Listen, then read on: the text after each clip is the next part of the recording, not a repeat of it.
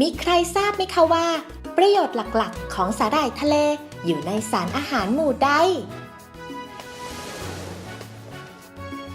เฉลยนะคะสาหร่ายทะเลเป็นอาหารที่มีสารอาหารหลักอยู่ในอาหารหมู่ที่ 3 วิตามินจากพืชผักนั่นเองค่ะ